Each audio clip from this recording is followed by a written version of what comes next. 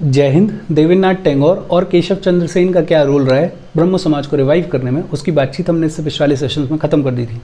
आज हम पढ़ने वाले हैं एक तो प्रार्थना समाज के बारे में, दूसरा यंग बंगाल मूवमेंट के बारे में, और यंग बंगाल मूवमेंट के लीडर हेनरी विविन देरो जी के बारे में भी आज अपन बात करेंगे। और फाइनली हम देखेंगे ईश्वर चंद्र विद्यासागर के बारे में। इन तीनों टॉपिक्स के बारे में आज अपने को पढ़ना है, बात करनी है। अच्छा, वीडियो पे लाइक के बटन को दबा दो, शेयर कर दो अपने सोशल मीडिया हैंडल्स पे और चैनल को सब्सक्राइब कर लो। देखो शुरू करते हैं। सबसे पहले हम बात करेंगे प्रार्थना समाज के बारे में। प्रार्थना समाज को इस्टेब्लिश किया गया 1867 में। कब इस्टेब्लिश किया गया? 1867 में। किसने इस्टेब्लिश किया? आत्माराम पांडुरंग ने। किसने इस्टेब्लिश किया? आत्माराम पांडुरंग ने। और कहाँ इस्टेब्लिश किया गया? बॉम्बे में इस्टेब्लिश किया गया। लेकिन आत्माराम पांडुरंग की मदद की थी इसको इस्टेब्लिश करने में केशव चंद्र सेन ने। किसने मदद की थी? केशव चंद्र सेन ने। दो तीन फैक्ट्स हैं। कब इस्टेब्लिश किया गया? 1867 में इस्टेब्लिश किया गया। किसने इस्टेब्लिश किया? आत्माराम पांडुरंग ने। और कहाँ इस्टेब्लिश किया? बॉम्बे में इस्टेब्लिश किया। ये जो प्रार्थना समाज है इसका प्रिकर्सर ऑर्गेनाइजेशन हुआ करता था। इससे पहले जो ऑर्गेनाइजेशन एग्जिस्ट करता था उसका नाम था परमहंस सभा। क्या नाम था? परमहंस सभा। लेकिन ये जो परमहंस सभा है ये बेसिकली एक सीक्रेट सोसाइटी जैसा था। और सीक्रेट सोसाइटी नाम से ही क्लियर है कि ये ऑर्गेनाइजेशन छुप के फंक्शन करती थी। और इसका काम क्या था? काम क्या था परमहंस सभा का? काम था लिबरल आइडियाज को स्प्रेड करना और कास्ट और कम्युनल बैरियर्स के अगेंस्ट में लड़ाई लड़ना। इस परमहंस सभा की जगह पे 1867 में आत्माराम पांडुरंग ने स्टैब्लिश किया प्रार्थना समाज को। लेकिन प्रार्थना समाज को ट्रू सेंस में पॉपुलराइज किया एमजी रानाडे ने। किसने पॉपुलराइज किया? एमजी रानाडे ने। एमजी रानाडे ने प्रार्थना समाज को ज्वाइन किया था 1870 में। और इन्हीं के एफर्ट्स की वजह से प्रार्थना समाज को ऑल इंडिया कैरेक्टर मिला। स्टैब्लिश किसने किया? आत्माराम पांडुरंग ने। और पॉपुलराइज किसने किया? एमजी रानाडे ने। इनके अलावा भी और बहुत सारे लीडर्स थे जो कि इस प्रार्थना समाज के लिए काम करते हैं, लेकिन उनका नाम आपको याद रखने की ज़रूरत नहीं है। दो नाम याद रखो, एक तो आत्माराम पांडुरंग और दूसरा एमजी रानाडे। प्रार्थना समाज ने मोनोथिज्म के ऊपर फोकस किया। बेसिकली इनका भी मानना यही था that there is only one God, सिर्फ एक भगवान है। लेकिन अगर इन जनरल देखा जाए तो प्रार्थना समाज ने सोशल रिफॉर्म्स के लिए काम ज़्यादा किए, रिलीजियस रिफॉर्म्स के लिए उतने काम नहीं किए। हालांकि प्रार्थना समाज महाराष्ट्र के भक्ति कल्ट से भी अट्रैक्टेड था, अटैच था। और एक बड़ी खास बात थी प्रार्थना समाज की कि ये लोग conservative section of the society के साथ में लड़ाई नहीं लड़ रहे थे, कॉन्फ्लिक्ट में नहीं थे। ये लोग रिफॉर्म्स करना चाह रहे थे, लेकिन ये लोग रिफॉर्म्स करना चाह रहे थे लोगों को एडुकेट करके, उनको परसुएड करके, उनको मना के। कंजर्वेटिव्स के साथ में कॉन्फ्लिक्ट में नहीं थे। ये कोशिश कर रहे थे कि सोसाइटी में रिफॉर्म्स किए जाएं, लेकिन रिफॉर्म्स किए जाएं लोगों को एजुकेट करके, उनको परसुएड करके। और इनका 4 पॉइंट एजेंडा था। क्या एजेंडा था? एक तो कास्ट सिस्टम के अगेंस्ट में लड़ाई लड़ रहे थे ये।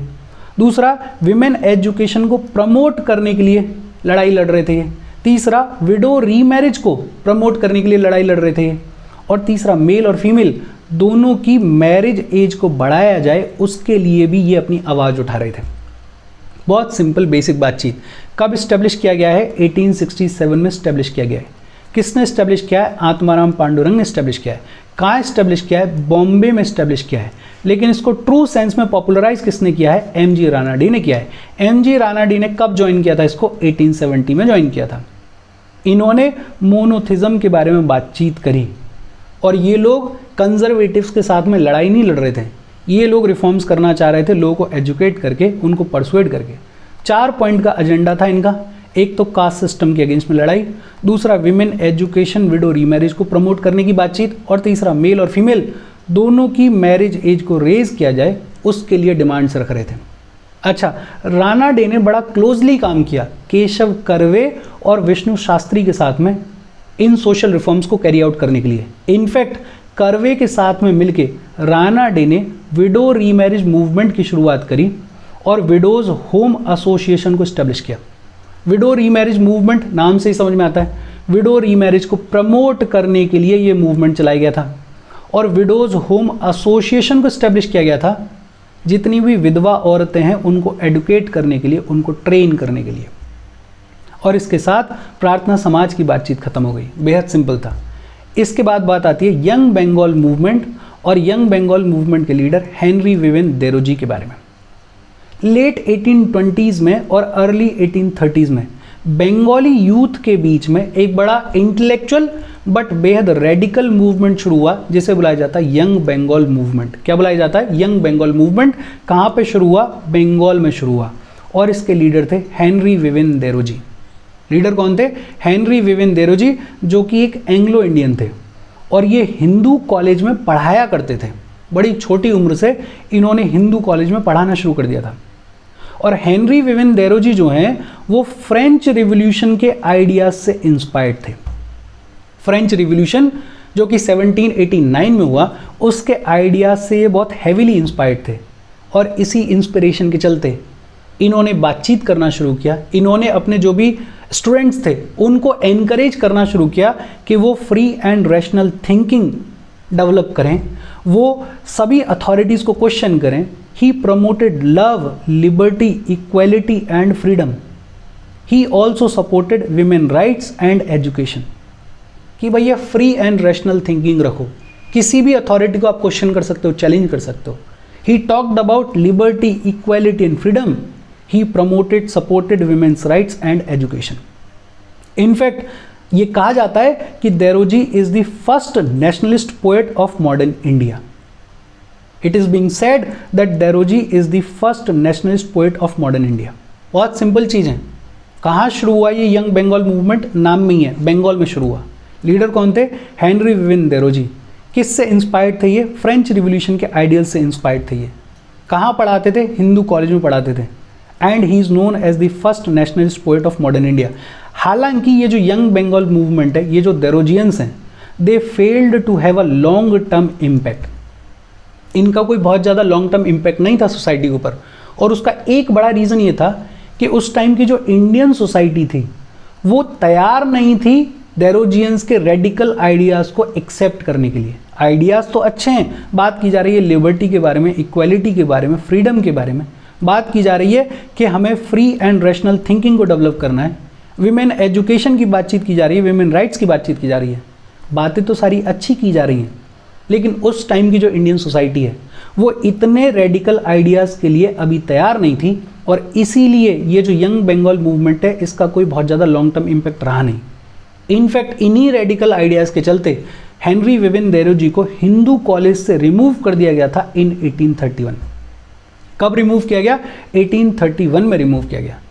और अभी अपन बात कर रहे थे कि इनका कोई लॉन्ग टर्म इम्पैक्ट नहीं था, बिकॉज इंडियन सोसाइटी तैयार ही नहीं थी इतने रेडिकल आइडियाज़ के लिए, और इसीलिए Derozians lacked any real link with the masses. Masses के साथ में इनका कोई लिंक नहीं बना और इनका जो रेडिकलिज्म है it was bookish in character. जो सोसाइटी तैयार ही नहीं है वहाँ पे अगर आप रेडिकल आइडियाज़ की बातचीत करोगे तो वो आइडियाज़ बुकिश ही लगेंगे।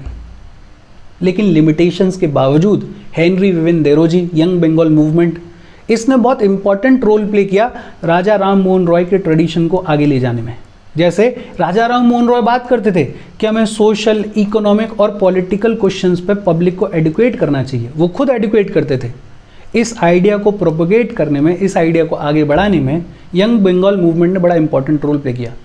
यंग बंगाल मूवमेंट के लोग, देरोजियंस जो थे, उन्होंने for example they demanded induction of Indians in higher grades of services. जो हायर रैंक्स ऑफ सर्विसेज थी इंडिया में, उनमें इंडियंस को भर्ती किया जाए, इसकी डिमांड रखी। और ये अपन ने राजा राम मोहन रॉय के टाइम पे भी पढ़ा था। रॉय साहब भी यही कह रहे थे कि इंडियनाइजेशन ऑफ हायर सर्विसेज। फिर they demanded protection of ryots from oppressive zamindars. Zamindar जो कि पीजेंट्स को ऑपरेस कर रहे थे, सप्रेस कर रहे थे, उनके लिए प्रोटेक्शन डिमांड करी। Better treatment to Indian labour abroad in British colonies. British colonies में जो इंडियन लेबर काम कर रही थी उनको बढ़िया ट्रीटमेंट दिया जाए। Revision of the companies charter. Company के चार्टर के थ्रू उनको खूब सारे प्रिविलेजेस दिए जा रहे थे, उनको रिवाइज करने की डिमांड रखी इन्होंने। फ्रीडम ऑफ प्रेस को प्रमोट किया इन्होंने। इनफैक्ट सुरेंद्र नाथ बनर्जी ने कहा कि ये जो देरोजियंस हैं they are pioneers of modern Bengal in India. बड़ी बात कही इनके लिए। इतना इम्पैक्ट नहीं था लेकिन उस पर्टिकुलर एरिया में इन्होंने बड़ा अच्छा और बड़ा सिग्निफिकेंट काम किया। और इसमें दो तीन चीज़ें ही आप याद रख सकते हो। एक तो ये कि लीडर कौन थे? हेनरी विवेन देरोजी, जो कि कहाँ पढ़ाते थे? हिंदू कॉलेज में पढ़ाते थे। किसके आइडियाज से इंस्पायर्ड थे? फ्रेंच रिवॉल्यूशन के आइडियाज से इंस्पायर्ड थे। Derozio is considered as the first nationalist poet of modern India. इनको रिमूव किया गया हिंदू कॉलेज से 1831 में। हालांकि इनका बहुत ज़्यादा लिंक नहीं था मासेस के साथ में, लेकिन इन्होंने बड़ा इंपॉर्टेंट रोल प्ले किया राजा राम मोहन रॉय के ट्रेडिशन को आगे बढ़ाने में, और वो अपन ने देख लिया कि इन्होंने क्या क्या डिमांड्स रखी। मुझे ऐसा लगता नहीं है कि डिमांड्स को कोई एग्जाम पूछेगा, लेकिन फिर भी एक दो बार दिमाग में देख लो, अच्छे से बैठा लो और फिर आगे बढ़ो। फिर इसके बाद बात आती है ईश्वर चंद्र विद्यासागर के बारे में। और ईश्वर चंद्र विद्यासागर ये बड़े इंपॉर्टेंट सोशल रिफॉर्मर थे। कई बार अपन ने इनके बारे में पढ़ा है और बड़ा यूनिक ब्लेंड था। इनको ट्रेडिशनल नॉलेज भी खूब थी और वेस्टर्न एजुकेशन का भी इन्फ्लुएंस था इनके ऊपर। ही is known for his high moral values, he is known for his deep humanism, और ये गरीबों के प्रति इन जनरल बहुत जेनरस थे। 1850 में ये बने संस्कृत कॉलेज के प्रिंसिपल। और ये जो संस्कृत कॉलेज है ये कहाँ पे था? कैलकाटा में था। ये अपन ने पढ़ा हुआ है सब पहले। 1850 में प्रिंसिपल ऑफ संस्कृत कॉलेज, और इन्होंने अपने संस्कृत कॉलेज को नॉन ब्राह्मण्स के लिए भी ओपन कर दिया। बेसिकली इनका आइडिया ये था कि ये जितने भी स्क्रिप्चर्स हैं, जितने भी वेदास हैं, उनको पढ़ने का हक सिर्फ ब्राह्मण्स के पास क्यों होना चाहिए, नॉन ब्राह्मण्स को भी अलाउ किया जाना चाहिए इनको पढ़ने के लिए। और इसकी शुरुआत इन्होंने संस्कृत कॉलेज को ओपन करके की। He introduced western thought in the Sanskrit college. Sanskrit college में इन्होंने वेस्टर्न थॉट को भी इंट्रोड्यूस किया ताकि लोगों को थोड़ा वेस्टर्न एजुकेशन की भी जानकारी मिले। इनकी जो सबसे इम्पॉर्टेंट लड़ाई रही वो थी विडो रीमैरिज के लिए, और इन्हीं के एफर्ट्स की वजह से विडो रीमैरिज एक्ट ऑफ 1856 लाया गया था। कौन लेकर आया था इस विडो रीमैरिज एक्ट ऑफ 1856 को? Please let me know in the comment section. अपन ने ये सब कुछ पढ़ा हुआ है। चाइल्ड मैरिज के अगेंस्ट में इन्होंने लड़ाई लड़ी, पॉलीगैमी के अगेंस्ट में इन्होंने लड़ाई लड़ी। हमने ये भी पढ़ा हुआ है कि बंगाल में लगभग 35 गर्ल्स स्कूल्स को इन्होंने ऑर्गेनाइज किया अपने खुद के खर्चे पे।